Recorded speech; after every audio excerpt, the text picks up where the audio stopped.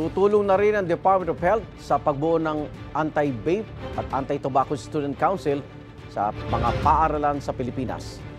Bahagi ito ng kampanya ng DOH para makaiwas ang kabataan sa paggamit ng iba't ibang uri ng electronic cigarettes pati sigarilyo.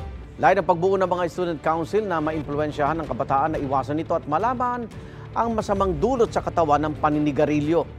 Nauna nang bumuo ng Anti-Vape at Anti-Tobacco Student Council ang Eusebio High School sa Pasig. At batay sa pag-aaral ng World Health Organization noong 2019, mahigit 12% ng kabataan sa Pilipinas ay tobacco user.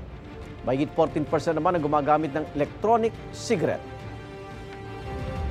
Igan, mauna ka sa mga balita, mag-subscribe na sa GMA Integrated News sa YouTube para sa iba't ibang ulat sa ating bansa.